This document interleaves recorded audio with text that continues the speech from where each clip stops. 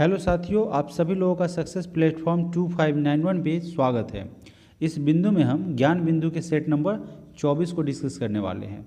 इससे पहले set number 1 से लेकर सेट नंबर 23 को डिस्कस कर दिया जा चुका है और उसका वीडियो भी अपलोड कर दिया जा चुका है। तो अगर आपने अभी तक उस वीडियो को नहीं देखा है तो जाइए चैनल के प्लेलिस्ट में जाएंगे, वहाँ पे सारे वीडियो आपको एक साथ दिख जाएंगे। इसके अलावा एनसीईआरटी के एमसीक्यूज का भी प्लेलिस्ट में, जैसे बायोलॉजी का एमसीक्यूज का टेस्ट सीरीज वहाँ पे है। टेस्ट सीरीज नहीं करेंगे, एक पूरा मैराथन क्लास वहाँ पे इंक्लूड किया गया है। साथ ही साथ अगर बात की जाए बायोलॉजी के अलावा एंसेंट हिस्ट्री के एनसीईआरटी के एमसीक्यूज को भी वहाँ पे प्लेलिस्ट में ऐड कर दिया गया है। तो जाइए वहाँ से एनसीईआरटी के एमसीक्यूज को भी लगाइए और साथ ही साथ आपको ज्ञान बिंदु जिसका सेट नंबर 1 से लेकर 23 तक के वीडियो को वहाँ पे अपलोड कर दिया गया है, आप वहाँ से भी उसे जाके लगा सकते हैं। इसके अलावा एडिटोरिया के वॉल्यूम 1 का भी 1 से लेकर 15 तक के जितने भी टेस्ट हैं उन सभी का डिस्कशन करके वीडियो अपलोड कर दिया जा चुका है। तो चलिए इस सेट की शुरुआत करते हैं पहले प्रश्न के साथ। पहला प्रश्न है, सूची 1 तथा सूची 2 को सुमेलित करना है। क्या कह रहा है, एक तरफ तीर्थकर हैं, ठीक है, और दूसरी तरफ उनके प्रतिमा का लक्षण। तो बात की जाए पहला आदिनाथ की, तो उनका जो है उनके प्रतिमा का प्रतीक जो है, उनका प्रतिमा की विशेषताएं हैं वृषभ। और मल्लीनाथ की अगर बात की जाए तो मल्लीनाथ का जो है वह जल कलश, ठीक है, जल कलाश लिखा हुआ है यहाँ पे, तो यहाँ बी का 4 हो जाएगा। सी नंबर में है पार्श्वनाथ, जिनका क्या है, उनके मूर्ति का यानी उनके प्रतिमा का जो है वह सर्प है। इसका प्रतीक की बात की जाए तो सर्प हो जाएगा। और संभवनाथ का अश्व हो जाएगा। इस प्रकार से इसका सही सुमेलित हो जाएगा ऑप्शन नंबर ए। अगला प्रश्न है प्रश्न संख्या 2। दूसरे नंबर प्रश्न में क्या कह रहा है कि पूछा गया है कि राष्ट्रपति किस क्षमादान की शक्ति के तहत किसी व्यक्ति की सजा को, प्रकृति को बदल सकता है। तो देखिए यहाँ पे A option, B option, C option और डी ये सभी के सभी होता है। और इसके अलावा कुल मिला के उनको क्या रहता है, 5 प्रकार का जो है वो शक्ति रहता है। मतलब शक्ति तो एक ही रहती है, तो वह 5 तरह से आपको क्या करेंगे, सजा को विलम्ब कर सकते हैं, लघुकरण कर सकते हैं, परिहार कर सकते हैं और प्रविलंबन और विराम कर सकते हैं। इसके अलावा बात की जाए तो वह क्या करते हैं, क्षमा को क्षमादान भी कर सकते हैं, ऐसा भी वह कर सकते हैं। तो कुल मिला के 5 प्रकार से वो उनको यह जो है अधिकार दिया गया है। उनको आर्टिकल राष्ट्रपति को अनुच्छेद 72 के माध्यम से क्षमादान प्रदान करने की शक्ति प्रदान की गई है, आर्टिकल 72। अगला प्रश्न है प्रश्न संख्या 2। दूसरे नंबर प्रश्न में क्या कह रहा है कि रेलवे का तीव्रतम विकास किस वायसराय के शासनकाल में हुआ था। तो सबसे तेज गति से अगर बात की जाए तो विकास हुआ था लॉर्ड कर्जन के काल में। ऑप्शन ए आपका सही आंसर हो जाएगा। देखिए तीव्रतम की बात कर रहा है, ठीक है, प्रश्न पर थोड़ा सा ध्यान देंगे, नहीं तो आंसर आपका गलत हो जा रहा है। तो सबसे तेज गति से विकास हुआ था लॉर्ड कर्जन के काल में। और यहाँ पे इसका क्या आंसर हो जाएगा, इसमें ये सारे के सारे हो जाएंगे, ठीक है। यहाँ पे मात्र ए बी सी डी करके ऑप्शन दिया हुआ है, तो आपका क्या होगा, कन्फ्यूजन से आप क्या करेंगे, किसी एक को टिक करेंगे, नहीं, 5 प्रकार से करता है, जिसमें आपका विराम, प्रविलंबन, परिहार और लघुकरण तथा क्षमादान होती है, इस 5 तरह से। चलिए बढ़ते हैं अगले प्रश्न की तरफ। प्रश्न संख्या 4।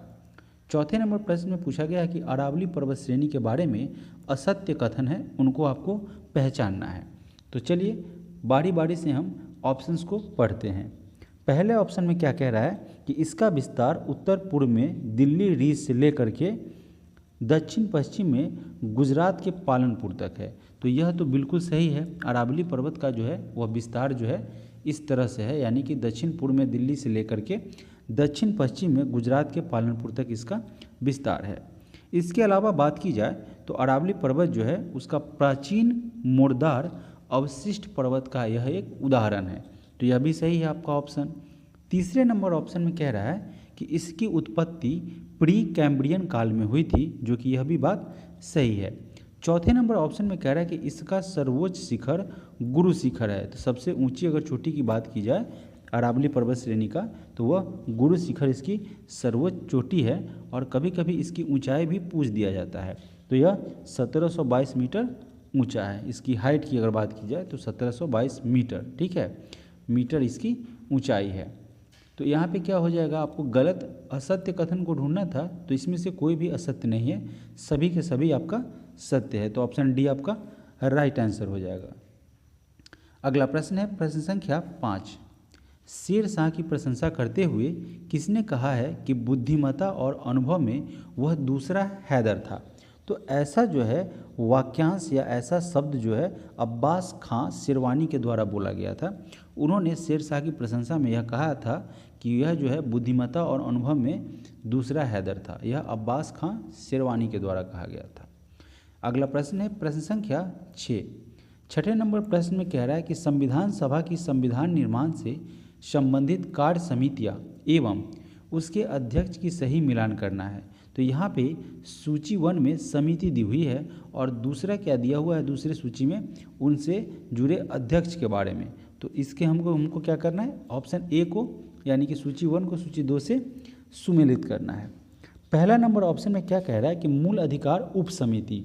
तो यह मूल अधिकार उप समिति जो थी, इस समिति के अध्यक्ष कौन थे? तो यह थे जेबी कृपलानी, यानी कि ए का 2 से सही मैच हो जाएगा।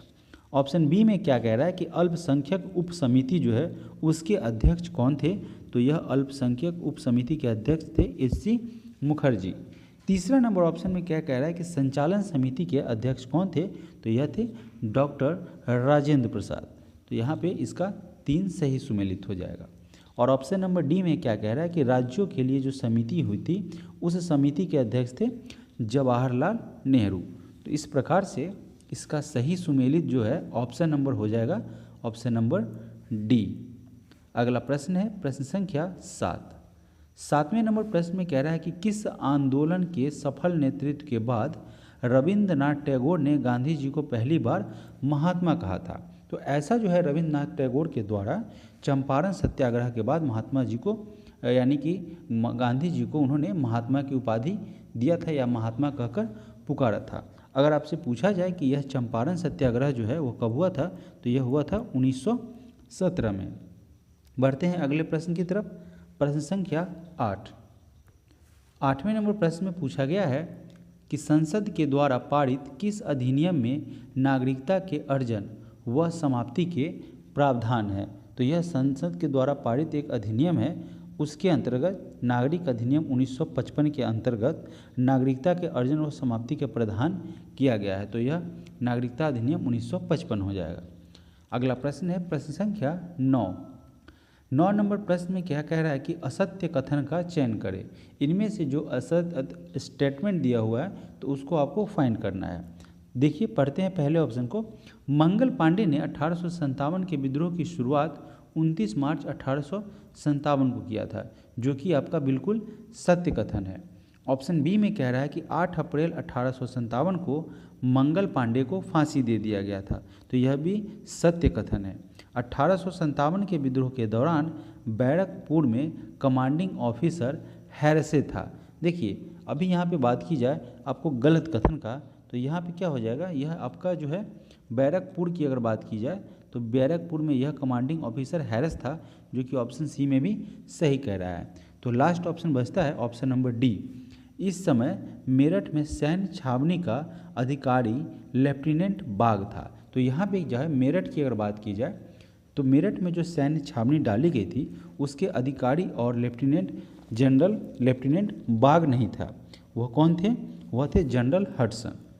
जनरल हडसन की अगर बात की जाए तो वह मेरठ में जो सैन्य छावनी डाली गई थी अंग्रेजों के द्वारा उसके क्या थे, ये लेफ्टिनेंट थे। तो जनरल क्या हो जाएंगे? General Hudson. तो यह आपका ऑप्शन नंबर डी एकमात्र गलत ऑप्शन है और यही आपका आंसर हो जाएगा। चलिए बढ़ते हैं अगले प्रश्न की तरफ। प्रश्न संख्या 10 नंबर प्रश्न में कह रहा है कि हड़प नीति के तहत राज्यों को ब्रिटिश साम्राज्य में विलय का सही क्रम निम्न में से कौन सा था? ये तो प्रश्न तो सॉल्व करेंगे। इसके अलावा दोस्तों एक और प्रश्न पूछा जाता है। उस प्रश्न में क्या कहा जाता है कि जब राज हड़प की नीति थी उसका पहला शिकार कौन सा हुआ था क्षेत्र? तो वह हुआ था सतारा, जो कि महाराष्ट्र में पड़ता है। तो इस राज हड़प नीति का पहला शिकार जो हुआ था वह सतारा हुआ था। ऐसा भी प्रश्न पूछा जा चुका है। लेकिन इस प्रश्न की बात करें तो इस प्रश्न में क्या कह रहा है कि जो हड़प नीति के तहत राज्यों को ब्रिटिश साम्राज्य में जो विलय करने का जो नीति था उसका क्रम इस ऑप्शन के अनुसार कौन सा होगा? तो देखिए इसमें सबसे पहले यहाँ पे जैतपुर आ जाएगा, फिर उदयपुर, झांसी और नागपुर। यह एक क्या है, सही क्रम में इसको ऑप्शन नंबर डी में क्या किया है, बताया गया है। तो ऑप्शन डी आपका सही आंसर हो जाएगा। अगला प्रश्न है प्रश्न संख्या 11। किस ब्रिटिश पत्रकार ने स्वदेशी आंदोलन के समय भारत की यात्रा की थी? तो यानी कि जब स्वदेशी आंदोलन से ऐसा भी प्रश्न में हो सकता है घुमा दे कि किस ब्रिटिश यात्री ने या वह कौन ब्रिटिश यात्री था जो कि स्वदेशी आंदोलन के साथ जुड़ा हुआ था? तो वह था आपका हेनरी वुड नेविल्सन। ऑप्शन ए आपका सही आंसर हो जाएगा। अगला प्रश्न है प्रश्न संख्या 12 नंबर प्रश्न में क्या कह रहा है कि राज्यसभा के विशेषाधिकार समिति में कितने सदस्य होते हैं? तो कुल मिला के यहाँ पे 10 जो है वह क्या होते हैं, सदस्य होते हैं। इस राज्यसभा के विशेषाधिकार समिति में कुल 10 सदस्य होते हैं और इन सभी 10 सदस्यों की जो है उनको मनोनीत किसके द्वारा किया जाता है? सभापति जो है इन्हें मनोनीत करते हैं। इसे सभापति के द्वारा इन 10 सदस्यों को मनोनीत किया जाता है। अगला प्रश्न है प्रश्न संख्या 13 नंबर प्रश्न में कह रहा है कि किस मिट्टी की जलधारा की क्षमता सबसे कम होती है? तो सबसे कम यानी कि जल को अवशोषित करने की, जल धारण करने की क्षमता सबसे कम जो है वह बलुई दोमट मिट्टी में होती है, जो कि आपका ऑप्शन नंबर ए है। इसके उल्टे अगर आपसे क्वेश्चन यह कह दे कि किस मिट्टी में जल धारण करने की क्षमता अधिक होती है, तो उस कंडीशन में ऑप्शन सी आपका राइट आंसर हो जाएगा। यानी कि काली मिट्टी जो होती है वह सबसे ज़्यादा जल धारण करने की क्षमता रखती है। अगला प्रश्न है प्रश्न संख्या 14 नंबर प्रश्न में कह रहा है कि किस मराठा शासक ने मुगलों के प्रति अपनी नीति स्पष्ट करते हुए कहा है कि हमें जर्जर वृक्ष के तने पर प्रहार करना चाहिए, शाखाएं तो अपने आप गिर जाएगी? तो ऐसा जो है वह बाजीराव प्रथम के द्वारा कहा गया था। यह एक मराठा शासक थे। तो ए ऑप्शन आपका सही उत्तर हो जाएगा। अगला प्रश्न है प्रश्न संख्या 15 नंबर प्रश्न में कह रहा है कि असत्य कथन का चयन करना है। पहला ऑप्शन में क्या कह रहा है? पहला ऑप्शन में कह रहा है कि कृष्णदेव राय ने पुर्तगालियों को भटकल में दुर्ग बनाने की इजाज़त दी थी। तो यह असत्य नहीं है, यह सत्य कथन है। ऑप्शन बी की अगर बात करें तो बी में कह रहा है कि अल्बुकर्क ने 1511 में मलक्का द्वीप तथा 1515 में हारमुज पर अधिकार कर लिया था। तो यह अधिकार किसने किया था? अल्बुकर्क ने। तो यह भी आपका सही आंसर है, यानी कि ऑप्शन बी भी आपका सही स्टेटमेंट है। ऑप्शन नंबर सी की बात करें तो सी में कह रहा है कि अल्बुकर्क ने गोवा में सती प्रथा को प्रतिबंधित कर दिया, यानी कि एक खास क्षेत्र के बारे में कह रहा है। तो इसने गोवा में सती प्रथा को प्रतिबंधित किया था। तो यह सी आपका सही हो जाएगा। और आपको गलत कथन को फाइंड करना था, गलत स्टेटमेंट को। तो ऑप्शन डी में क्या कह रहा है कि फ्रांसिस्को दी अल्मीडा ने पुर्तगालियों को भारतीय स्त्रियों से विवाह करने के लिए प्रोत्साहित किया था, जो कि गलत है। यहाँ पे फ्रांसिस्को दी अल्मीडा नहीं होगा, ठीक है, यहाँ पे फ्रांसिस्को दी अल्बुकर्क होगा। तो यानी कि डी आपका गलत हो जाएगा। यहाँ पे क्या हो जाएगा? अल्बुकर्क, यानी कि फ्रांसिस्को दी अल्बुकर्क जो है उसने क्या किया था? पुर्तगालियों को भारतीय स्त्री से विवाह करने के लिए प्रोत्साहित किया था। अगला प्रश्न है प्रश्न संख्या 16 नंबर प्रश्न में पूछा गया है कि विपक्ष के नेता के संबंध में कौन सा कथन असत्य है, यानी कि गलत स्टेटमेंट इसमें से कौन सा है? पहला ऑप्शन है कि विपक्ष के नेता के दर्जा प्राप्त करने के लिए प्रत्येक सदन के कुल सदस्य संख्या का 1/10 होना चाहिए। तो विपक्ष के नेता का बनने के लिए कम से कम 1/10 सदस्य संख्या जो है वह अनिवार्य है। तो ये आपका सही है, गलत नहीं है। बी नंबर ऑप्शन में क्या कह रहा है कि विपक्ष नेता के लिए लोकसभा में कम से कम 55 एवं राज्यसभा में 25 सीटें होनी चाहिए। देखिए यहाँ पे अगर बात किया जाए ऑप्शन नंबर बी की, तो यह क्या कह रहा है कि विपक्ष नेता के लिए लोकसभा में कम से कम 55 और राज्यसभा में 25 सीटें जो है वह अनिवार्य है। तो यह भी क्या है? आपका सही है। अगला ऑप्शन है option number C number option में क्या कह रहा है कि विपक्ष के नेता के पद को वैधानिक, यानी कि वैधानिक रूप से सन 1977 में बनाया गया, यानी कि लीगल कर दिया गया। तो ऐसा किया गया। तो यह भी आपका सी सही है। डी नंबर ऑप्शन में क्या कह रहा है कि संसद के नियम एवं संविधि में इसका उल्लेख नहीं है। नहीं है, इसका उल्लेख किया गया है। तो डी आपका एकमात्र ऑप्शन गलत हो जाएगा, वहीं आपका आंसर बनेगा। अगला प्रश्न है प्रश्न संख्या 17, दिया सलाई के विनिर्माण में प्रयुक्त मूल तत्व कौन होता है? तो दिया सलाई का जहाँ पे निर्माण होता है तो मूल तत्व की बात करें यानी सबसे ज़्यादा प्रमुख तत्व वो फास्फोरस हो जाता है, जिसका संकेत क्या होता है? जिसका संकेत जो है वह P होता है। और इसकी परमाणु संख्या की अगर बात पूछा जाए कि परमाणु संख्या कितनी होती है, तो इसकी परमाणु संख्या होती है 15। अगला प्रश्न है प्रश्न संख्या 18, जवाहरलाल नेहरू अवार्ड से सम्मानित प्रथम व्यक्ति कौन है? तो यू थॉन्ट जो है उन्हें पहली बार यानी कि जवाहरलाल नेहरू अवार्ड जो दिया गया था तो पहला व्यक्ति यू थॉन्ट थे और यह पुरस्कार उन्हें अंतर्राष्ट्रीय समझ के लिए प्रदान किया गया था। अगला प्रश्न है प्रश्न संख्या 19, पेंडुलम घड़ी का आविष्कार किसने किया था? पूछा जा रहा है, बात की जा रही है पेंडुलम घड़ी की, तो उसका आविष्कार जो है क्रिश्चियन ह्यूगेंस के द्वारा किया गया था। ऑप्शन सी सही उत्तर हो जाएगा। 20 नंबर प्रश्न में क्या कह रहा है कि 8 अगस्त 2022 को पूरे भारत में भारत छोड़ो आंदोलन की कौन सी वर्षगांठ मनाई गई है? तो यह मनाई गई है 8 अगस्त 2022 के संदर्भ में पूछा गया है कि भारत छोड़ो आंदोलन का क्यावां वर्षगांठ था कुल मिला के, तो यह 80वीं वर्षगांठ थी। ऑप्शन सी आपका सही हो जाएगा। 21 नंबर प्रश्न में पूछा गया है कि प्रतिवर्ष अंतर्राष्ट्रीय शांति दिवस कब मनाया जाता है? तो बात की जा रही है इंटरनेशनल पीस डे की यानी कि अंतर्राष्ट्रीय शांति दिवस की, तो इसे जो है प्रत्येक साल 21 सितंबर को मनाया जाता है। ऑप्शन बी आपका सही उत्तर हो जाएगा। 22 नंबर प्रश्न में पूछा गया है कि इटली की पहली महिला प्रधानमंत्री कौन बनी है? इटली की पहली महिला प्रधानमंत्री बनी है जॉर्जिया मेलोनी। ऑप्शन ए सही उत्तर हो जाएगा। 23 नंबर प्रश्न, वायु प्रदूषण को नियंत्रित करने के लिए किस राज्य ने एंटी डस्ट अभियान शुरू किया है? तो यह एंटी डस्ट अभियान जो है वायु प्रदूषण से निपटने के लिए दिल्ली सरकार के द्वारा शुरू किया गया है। अगला प्रश्न है प्रश्न संख्या 24, हाल ही में वैज्ञानिकों ने किस देश में एक पारिस्थितिकी तंत्र द ट्रैपिक जोन की खोज की है? तो यह खोज किया गया है मालदीव ने, है ना। मालदीव के वैज्ञानिकों ने क्या किया है? हाल ही में पूछा गया कि हाल ही में वैज्ञानिकों ने किस देश में, तो कहाँ पे खोजा है? मालदीव में एक पारिस्थितिकी तंत्र जो है जिसे द ट्रैपिक जोन के नाम से जाना जाता है, तो वह वैज्ञानिकों द्वारा मालदीव में ढूंढा गया है। तो डी आपका ऑप्शन नंबर सही हो जाएगा। अगला प्रश्न है प्रश्न संख्या 25, हाल ही में कौन भारत के दूसरे चीफ डिफेंस स्टाफ बने हैं? तो वह बने हैं लेफ्टिनेंट जनरल अनिल चौहान, यानी कि ऑप्शन नंबर ए आपका सही उत्तर हो जाएगा। उससे पहले जनरल बिपिन रावत थे, पहले क्या थे? पहले चीफ डिफेंस ऑफ स्टाफ थे, CDS। चलिए अब बढ़ते हैं अगले प्रश्न की तरफ। अगला प्रश्न है प्रश्न संख्या 26, इनमें से कौन बर्नौली के सिद्धांत पर कार्य करता है? तो यहाँ पे बुनसन बर्नर जो है नाम से ही पता चलता है वह बर्नौली, इन्होंने यह इस सिद्धांत का प्रतिपादन किया था, तो यह बुनसन बर्नर जो है उस पर काम करता है बर्नौली का सिद्धांत। ऑप्शन सी आपका सही उत्तर हो जाएगा।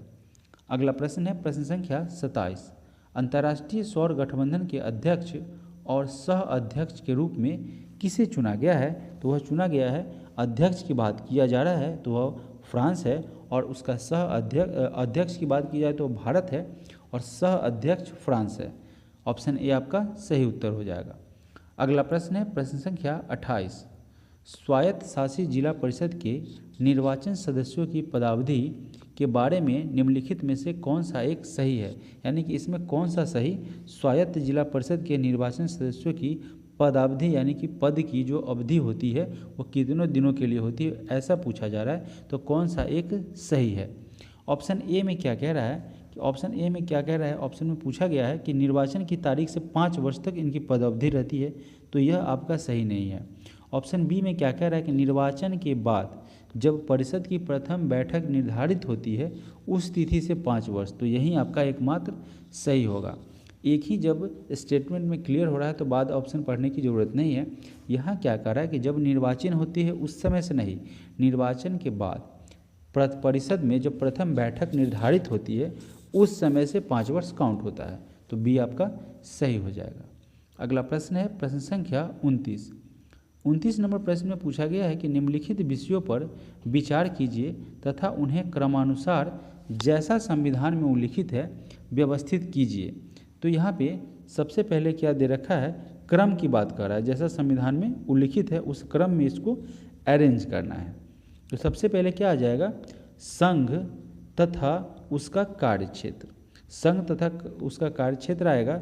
फिर आपका आ जाएगा नागरिकता, और उसके बाद राज्य की नीति निर्देशक तत्व, और फिर उसके बाद मौलिक कर्तव्य आएगा, जो कि आपका 20 सही बता रहा है। तो पहले संघ राज्य क्षेत्र आ जाएगा एक, फिर उसके बाद जो है आपका नागरिकता आ जाएगा, फिर उसके बाद राज्य की नीति निर्देशक तत्व, और अंत में आपका क्या आ जाएगा, मौलिक कर्तव्य।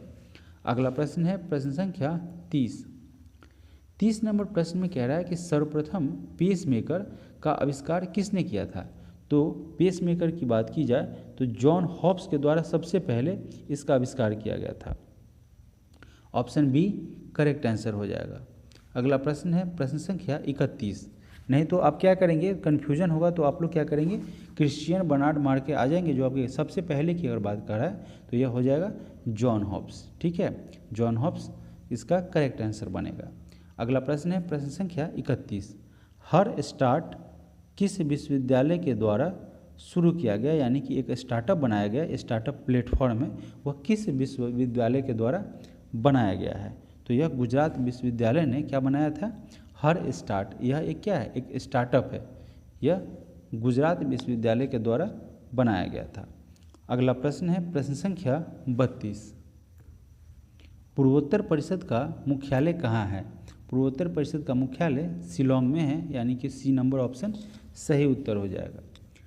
अगला प्रश्न है प्रश्न संख्या 33। किस भारतीय अमेरिकी को संयुक्त राज्य अमेरिका के द्वारा लाइफ टाइम अचीवमेंट अवार्ड से सम्मानित किया गया है। तो यह विवेक लाल है, जिन्हें भारत अमेरिका के संयुक्त राज्य अमेरिका के द्वारा लाइफ टाइम अचीवमेंट अवार्ड से पुरस्कृत किया गया है, सम्मानित किया गया है। विवेक लाल सही उत्तर हो जाएगा। 34 नंबर प्रश्न में क्या कह रहा है कि यूरेनियम को विखंडित करने के लिए किस कण से आघात किया जाता है, यानी कि उस पर आघात किस कण से किया जाता है। तो यह हो जाएगा मंद वेग वाले न्यूट्रॉन, उसका बौछार किया जाता है, यानी कि उसका आघात किया जाता है यूरेनियम को विखंडित करने के लिए, तोड़ने के लिए। तो डी आपका ऑप्शन नंबर सही उत्तर हो जाएगा। अगला प्रश्न है प्रश्न संख्या 35। प्रधानमंत्री मोदी ने किस राज्य में मिशन लाइफ इसे लॉन्च किया है। तो मोदी जी के द्वारा मिशन लाइफ जो है उसे गुजरात में लॉन्च किया गया है। ऑप्शन सी सही उत्तर हो जाएगा। 36 नंबर प्रश्न में कह रहा है कि रोगों को फैलाने वाले कीड़ों को क्या कहा जाता है। वैसे कीड़े जो रोगों को क्या करते हैं, फैलाते हैं, उन्हें वेक्टर कहा जाता है। ऑप्शन बी आपका सही उत्तर हो जाएगा। 37 नंबर प्रश्न में क्या कह रहा है कि अहपन एक क्या है, राज्य की प्रमुख लोक कला है, जो कि किस राज्य में है होती है, यानी किस राज्य की यह लोक कला है। तो यह जो है बिहार की एक लोक कला है, जिसे अहपन के नाम से जानते हैं। ऑप्शन सी आपका सही उत्तर हो जाएगा। 38 नंबर प्रश्न में क्या कह रहा है कि सत्र 2022 से 23 के लिए भारत के किस शहर को पहली बार एससीओ पर्यटन और सांस्कृतिक राजधानी के रूप में नामित किया गया है। तो यह वाराणसी जो है उसे भारत की जो है, भारत का एक शहर है, एक क्षेत्र है वाराणसी, जिसे क्या किया है, पहली बार एससीओ पर्यटन और सांस्कृतिक राजधानी के रूप में नामित किया गया है, चयनित किया गया है। अगला प्रश्न है प्रश्न संख्या 39। नॉर्थ चैनल को पार करने वाले पहले उत्तर पूर्वी भारतीय एल्विस अली हजारिका किस राज्य से संबंधित है। तो इनका संबंध असम से है।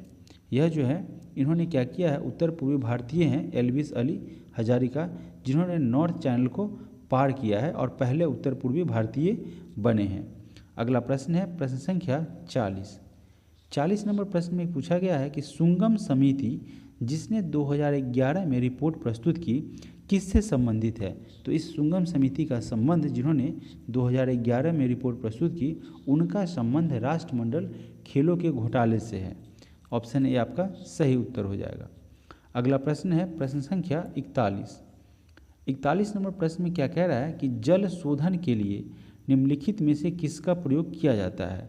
तो जल शोधन के लिए एलम का यूज किया जाता है, यानी कि ऑप्शन सी आपका सही उत्तर हो जाएगा। 42 नंबर प्रश्न में पूछा गया है कि ऋग्वेद के नदी सूक्त में कितने नदियों का उल्लेख किया गया है। तो इसमें कुल मिला के 21 नदियों का, जो ऋग्वेद की सूक्त है उसमें नदियों की बात की जाए तो कुल 21 नदियों का जिक्र किया गया है, चर्चा किया गया है। अगला प्रश्न है प्रश्न संख्या 43 नंबर प्रश्न में पूछा गया है कि निम्नलिखित में से कौन सी जोड़ी सुमेलित है। यहाँ पे एक जोड़ी दिया गया हुआ है ABCD, 4 जोड़ियाँ दी गई है। पूछा गया कि इनमें से कौन सा सही सुमेलित है। तो पहले नंबर में अगर बात की जाए तो यह है लेक्सिकोग्राफी। तो लेक्सिकोग्राफी के अंतर्गत जो है शब्दकोश का संकलन रहता है, शब्दों का संकलन का इसका अध्ययन किया जाता है। तो ये आपका क्या है, सही है। दूसरे नंबर ऑप्शन की अगर बात की, पहला ही आपका सही होगा चूँकि आपको सही ढूंढना था, फिर भी जानकारी के लिए और ऑप्शन को हम लोग पढ़ते हैं। बी नंबर ऑप्शन में क्या कह रहा है, फिलोलॉजी। तो फिलोलॉजी के माध्यम से हम लोग क्या करते हैं, भाषा की उत्पत्ति कैसे हुई, उसका स्वरूप और विकास, उसके बारे में हम लोग जानते हैं। भाषा की उत्पत्ति और विकास, भाषा की उत्पत्ति और विकास के बारे में जानते हैं। इसके अलावा अगर बात की जाए एंटोमोलॉजी को, तो एंट से ही पता चलता है, इसमें क्या होता है, कीटों का अध्ययन किया जाता है, कीटों का अध्ययन। यहाँ पे एंटो से ही आपको समझ में आ जाएगा। डी नंबर बात करें ऑप्शन की, तो आइक्रोनोग्राफी। इस आइक्रोनोग्राफी के अंतर्गत हम लोग किसका अध्ययन करते हैं, पौराणिक जो भी छवियाँ या प्रतीक या प्रतिमाएं होती है उनका जो है आइक्रोनोग्राफी के माध्यम से अध्ययन किया जाता है। पुरानी चित्र जो है और छवियों का, उसका अध्ययन किया जाता है आइक्रोनोग्राफी श्रृंखला के अंतर्गत। अगला प्रश्न है प्रश्न संख्या 44। किस पंचवर्षीय योजना का मुख्य उद्देश्य सामाजिक न्याय एवं असमानता के साथ आर्थिक समृद्धि था। तो अगर बात की जाए तो वह 9वीं पंचवर्षीय योजना थी, जो कि कब हुई थी, 1997 से लेके 2002 तक। इसके अंतर्गत जो है उसका मुख्य उद्देश्य सामाजिक न्याय एवं समानता के साथ आर्थिक समृद्धि था, आर्थिक विकास था। चलिए बढ़ते हैं अगले प्रश्न की तरफ। प्रश्न संख्या 45 नंबर प्रश्न में कह रहा है कि कौन सा अंग रोगाणुओं का विनाश करता है तथा शरीर का पुलिस रक्षक कहलाता है। देखिए 2 कंडीशन दे रखा है, रोगाणुओं का विनाश करता है और शरीर का पुलिस रक्षक कहलाता है।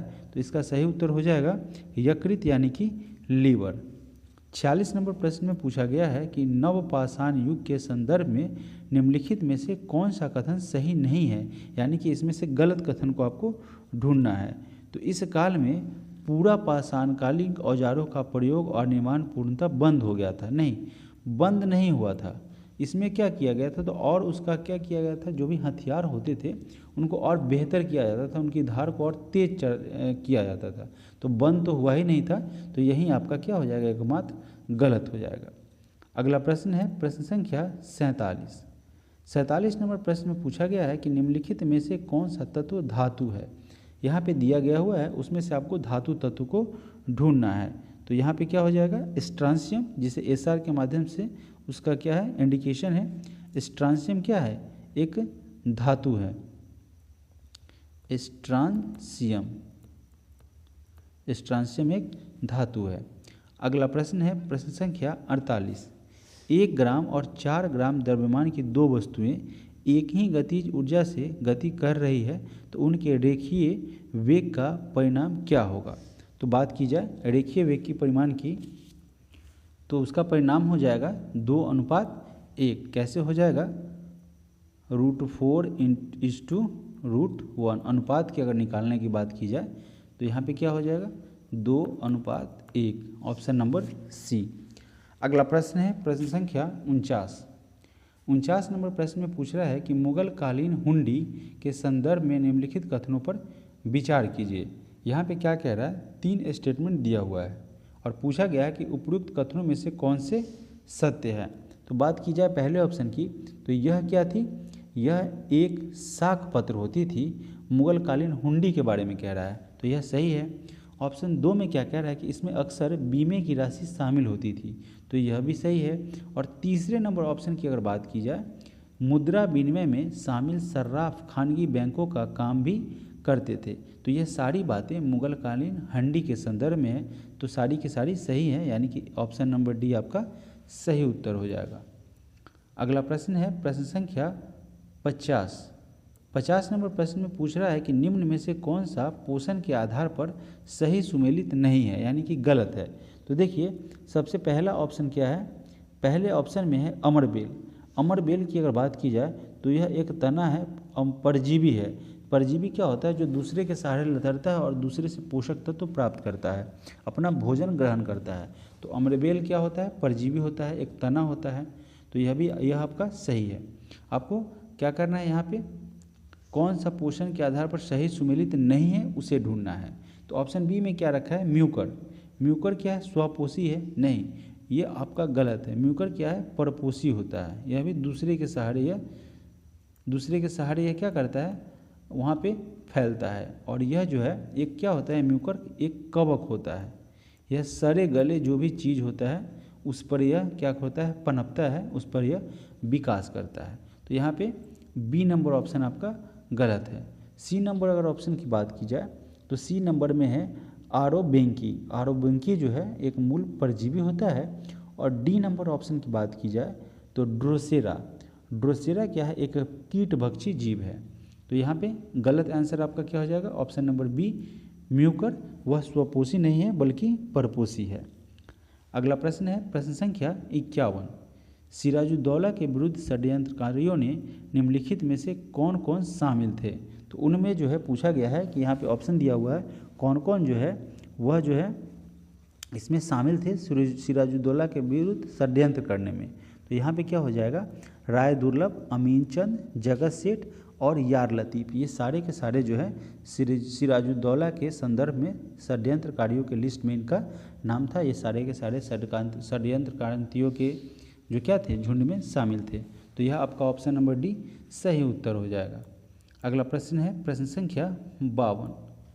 52 नंबर प्रश्न में कह रहा है कि निम्नलिखित संस्थाओं पर विचार कीजिए, यानी कि यहाँ पे 4 संस्थाएं का नाम दिया जा रहा है और बोल रहा है कि इन संस्थाओं की स्थापना वर्ष के सही कालानुक्रम को निम्नलिखित कूट के द्वारा चुनिए।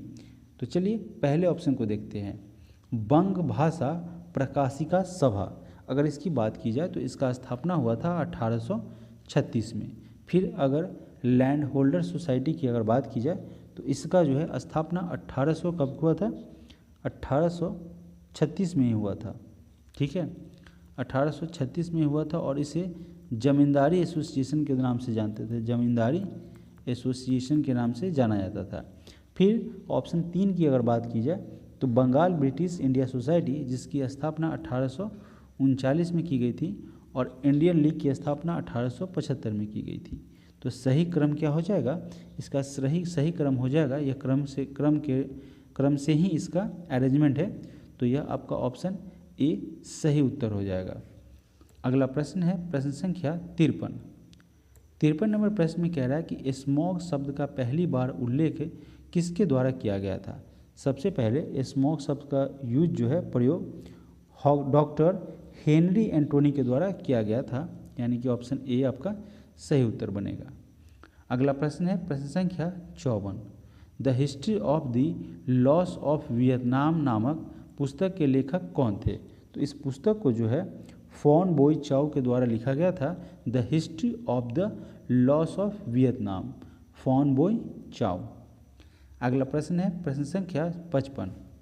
वाटरमैन ऑफ इंडिया के नाम से किसे जाना जाता है। वाटरमैन ऑफ इंडिया की अगर बात की जाए तो राजेंद्र सिंह हैं, जिन्हें वाटरमैन ऑफ इंडिया के नाम से जाना जाता है। ऑप्शन बी आपका सही उत्तर हो जाएगा। बढ़ते हैं अगले प्रश्न की तरफ, प्रश्न संख्या 56।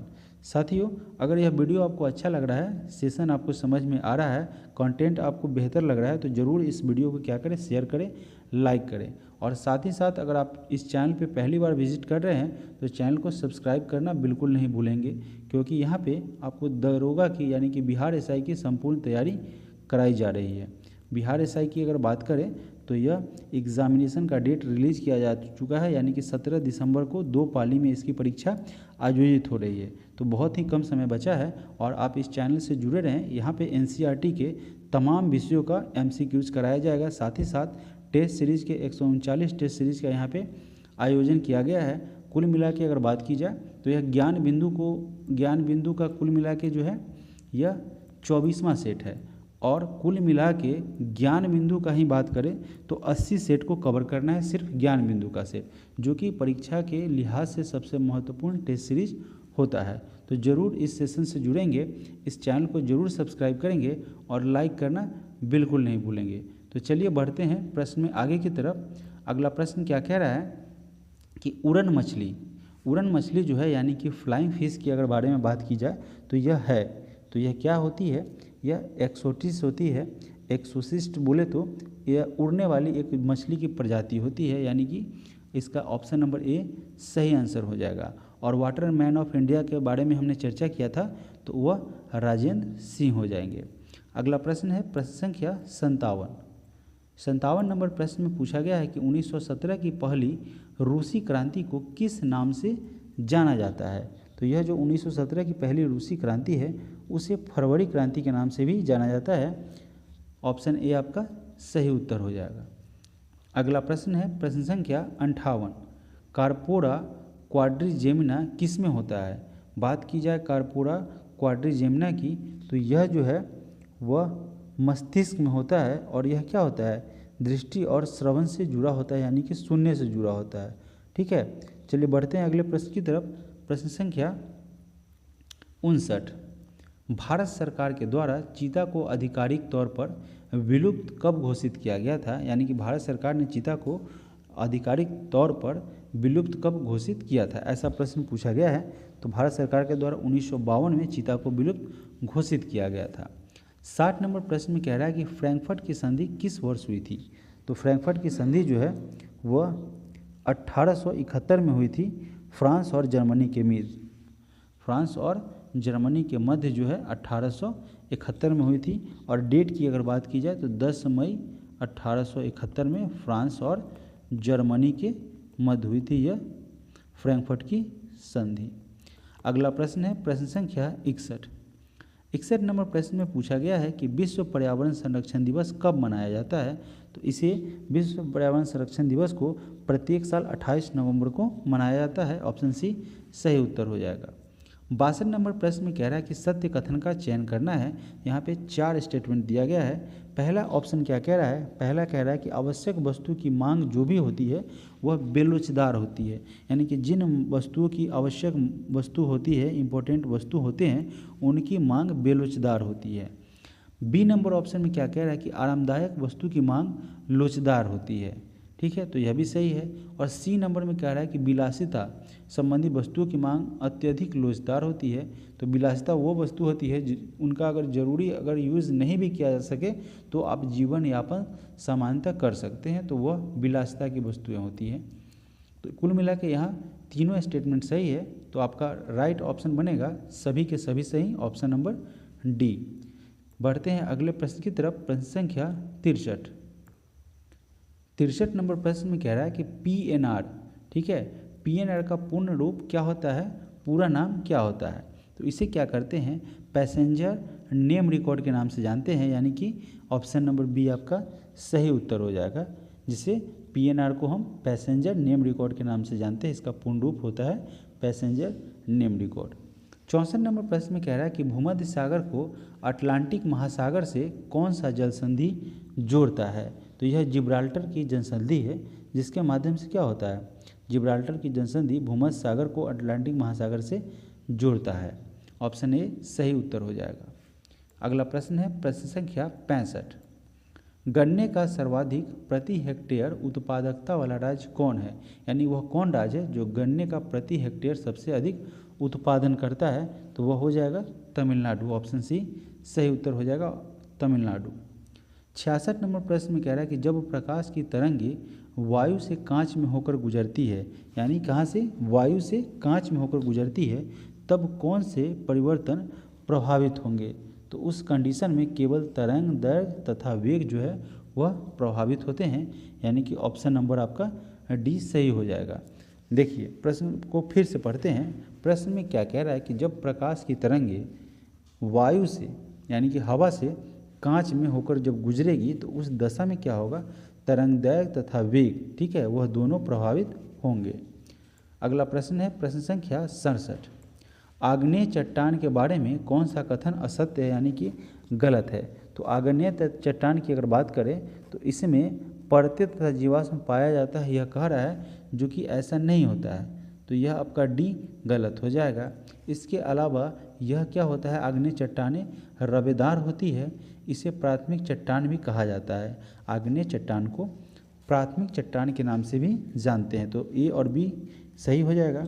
सी नंबर ऑप्शन में क्या कह रहा है कि इसी से अवसादी व कायांतरित चट्टान का निर्माण होता है। तो यह भी सही है, एकमात्र ऑप्शन नंबर डी गलत है।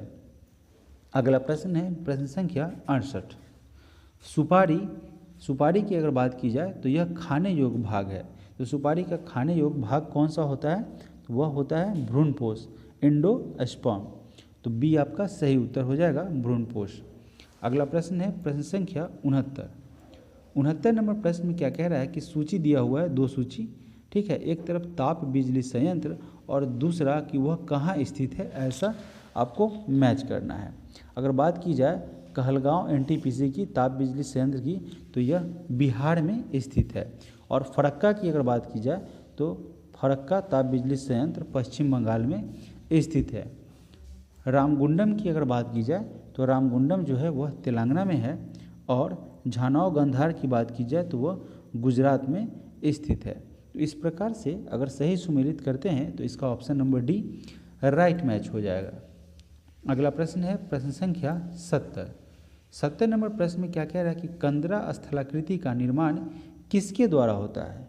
कंदरा स्थलाकृति के निर्माण की बात की जाए तो इसका निर्माण भूमिगत जल के माध्यम से होता है। ऑप्शन ए आपका सही उत्तर हो जाएगा।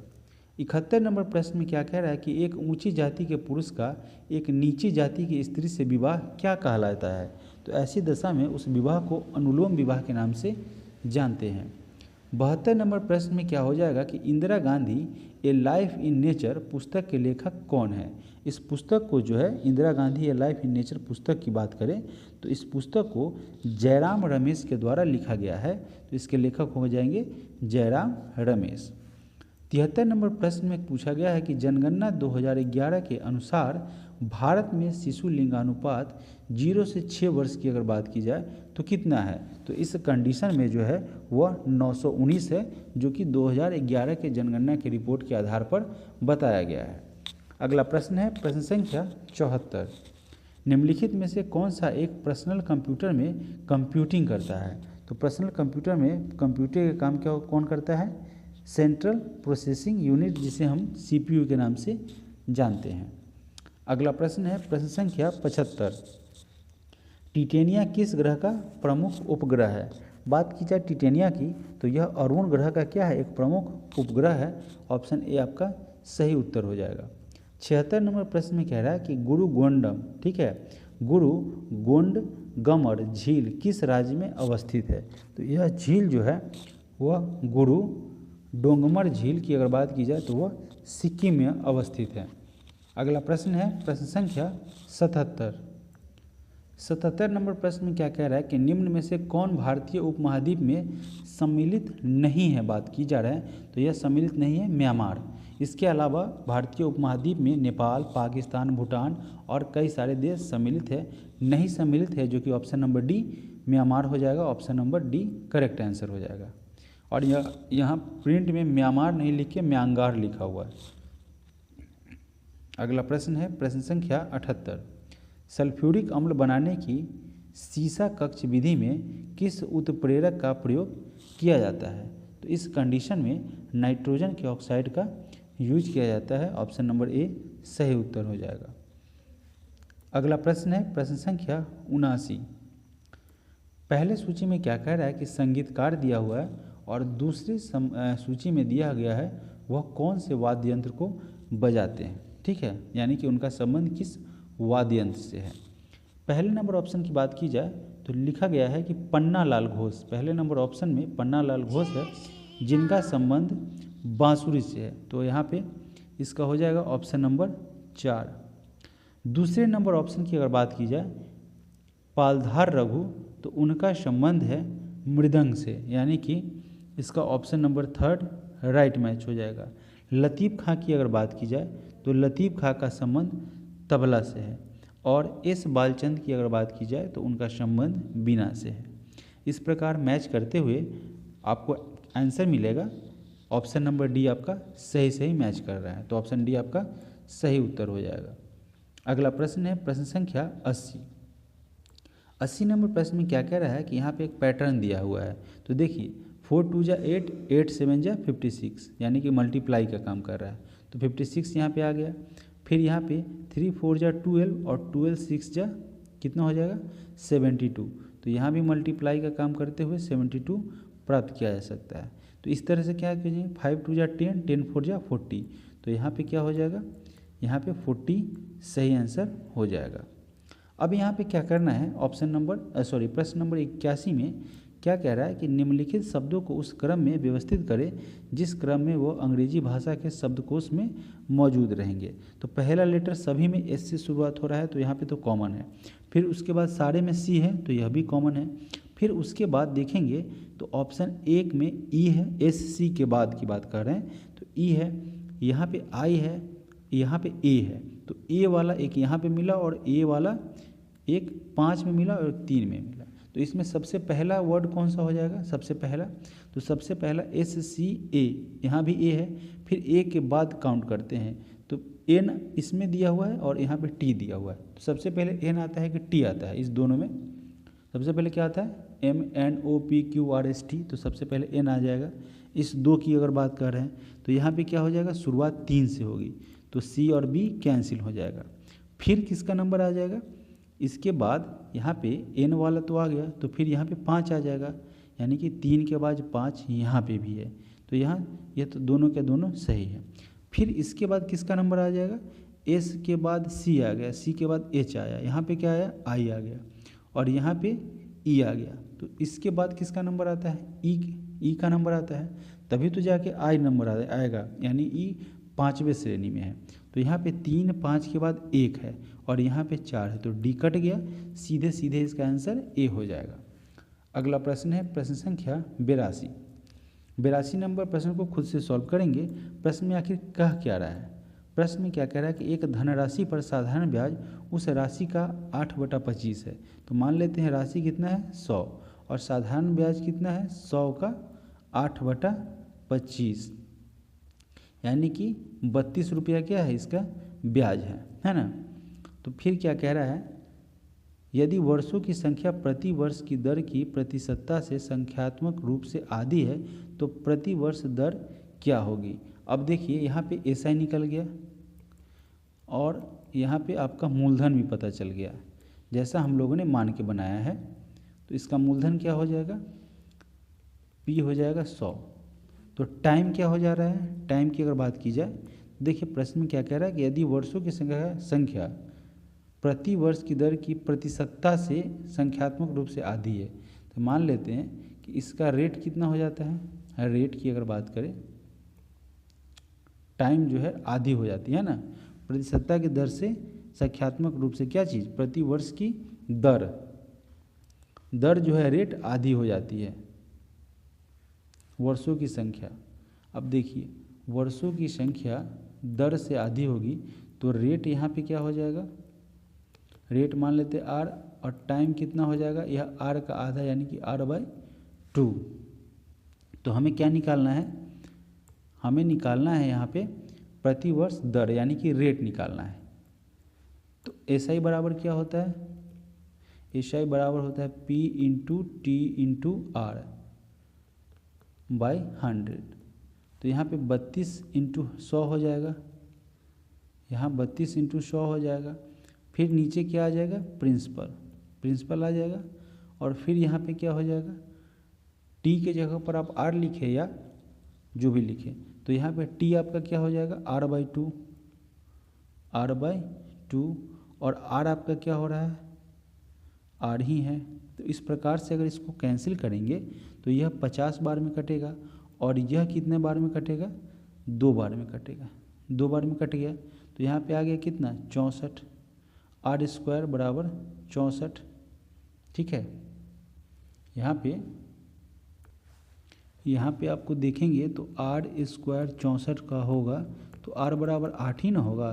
तो इसका आंसर आपका देखेंगे तो आंसर ऑप्शन नंबर कहाँ है 8, ऑप्शन नंबर बी आपका सही उत्तर हो जाएगा, ऑप्शन नंबर बी 8।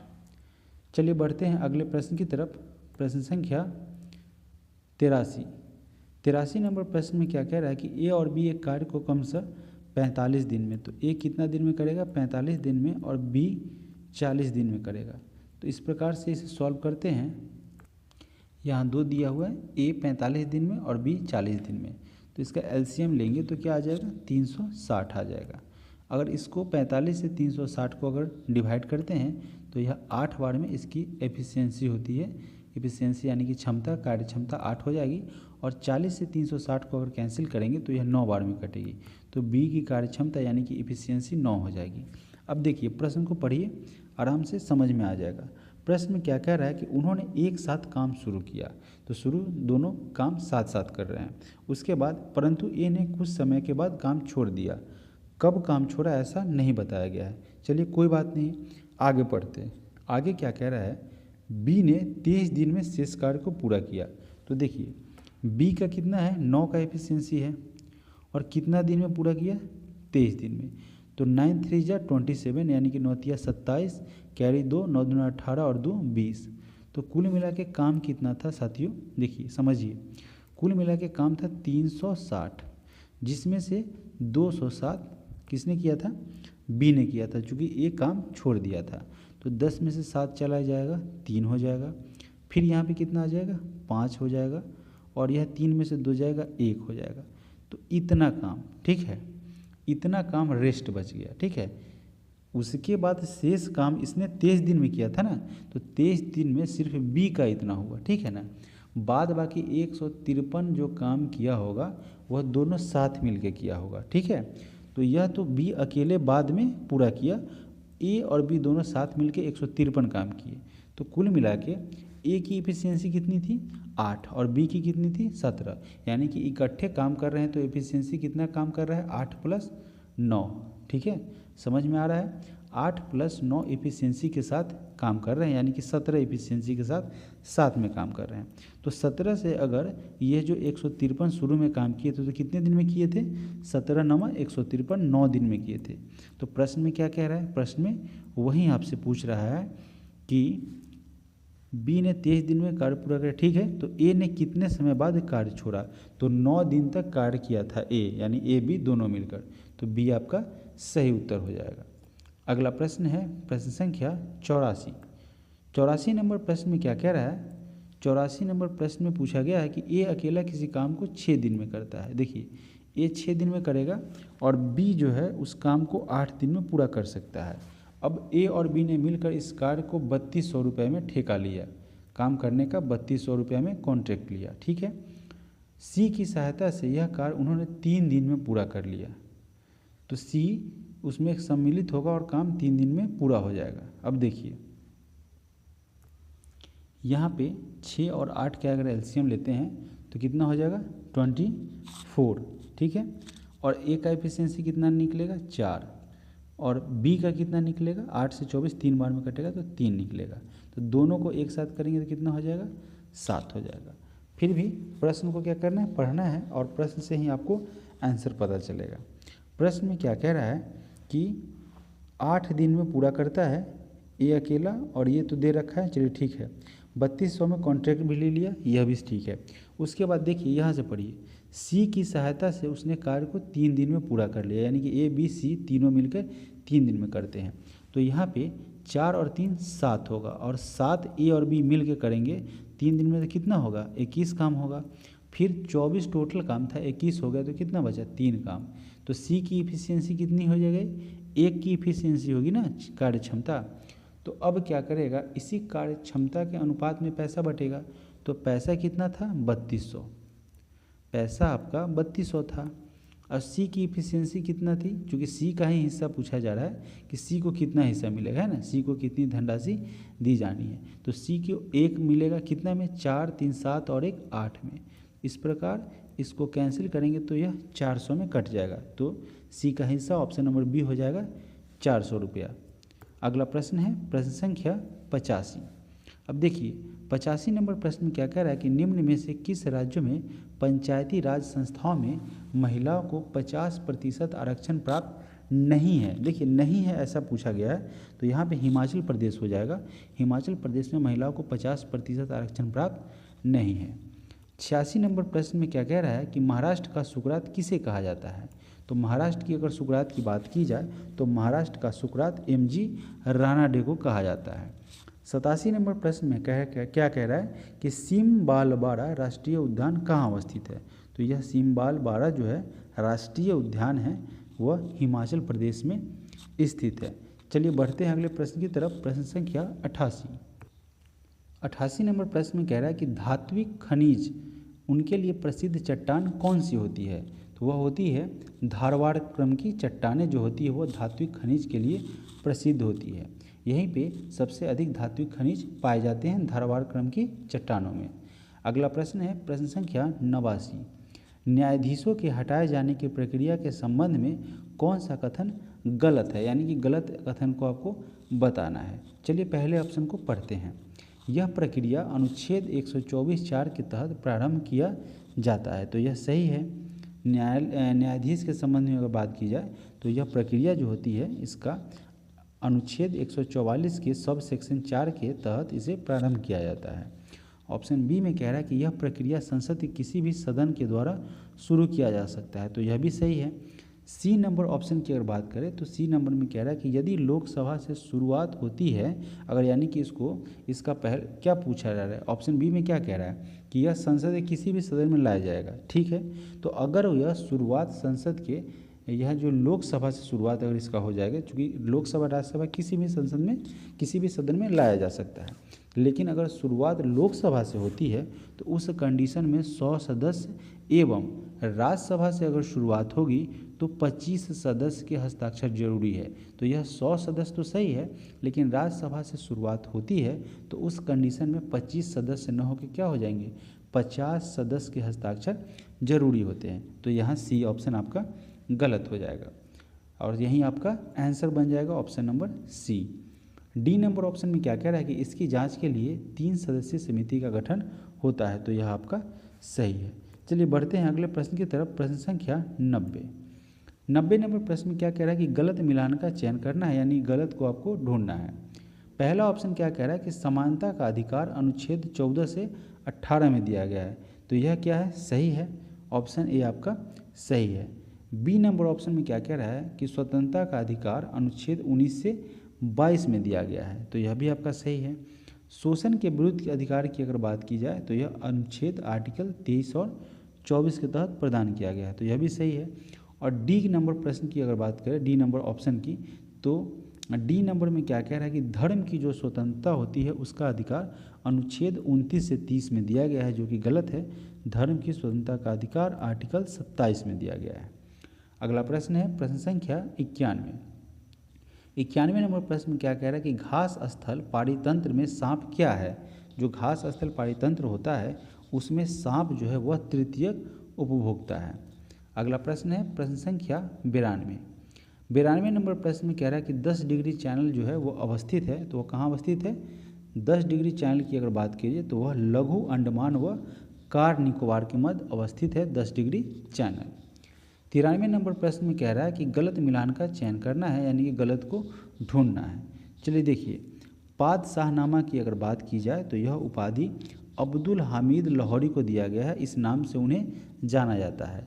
और बादशाहनामा की अगर बात की जाए तो यह अब्दुल हामिद लाहौरी को जाना जाता है, ठीक है। अगर बात की जाए शाहजहाँनामा की तो यह इनायत खां को इस नाम से जाना जाता है। इस क्या बोलते हैं, एक जो है ना उपनाम दिया जाता है, तो इस नाम से इनायत खां को जाना जाता है। अगर अंतिम ऑप्शन डी की अगर बात करें आलमगीर नामा, तो यह औरंगजेब को दिया गया है, जबकि ऑप्शन खफी खां दिया हुआ है, ठीक है। ऑप्शन खफी खां दिया हुआ है वह गलत हो जाएगा। आलमगीर नामा जो उपाधि है वह औरंगजेब को दिया गया है, औरंगजेब को। अगला प्रश्न है प्रश्न संख्या 94। किस सूफी संत को यह श्रेय दिया जाता है कि उसने दक्षिण भारत में चिश्ती सिलसिले का आरंभ किया।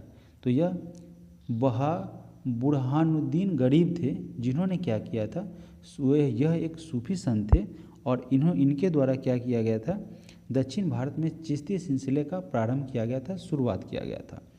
अगला प्रश्न है प्रश्न संख्या 95। 95 नंबर प्रश्न में कह रहा है कि ओलंग चाय किस देश की प्रसिद्ध चाय है।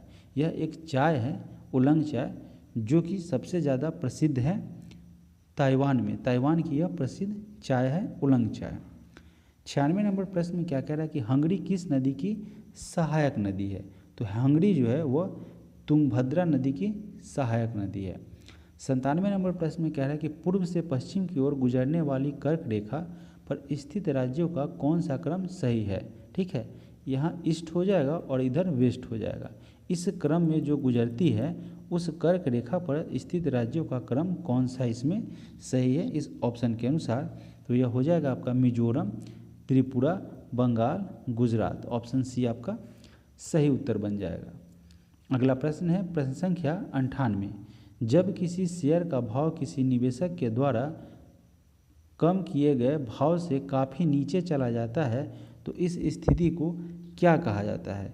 तो इसे हंगअप कहा जाता है। ऑप्शन नंबर ए आपका सही उत्तर हो जाएगा। अगला प्रश्न है प्रश्न संख्या 99। 99 नंबर में क्या कहा है, एक महाजनपद दिया हुआ है ऑप्शन सूची 1 में और दूसरे में उसकी राजधानी दिया हुआ है, उसको सही सही मैच करना है। तो मत्स्य महाजनपद की राजधानी विराटनगर थी, तो ए का थर्ड हो जाएगा। कुरु महाजनपद की राजधानी इंद्रप्रस्थ हुआ करती थी, तो यहाँ पे बी का 4 हो जाएगा।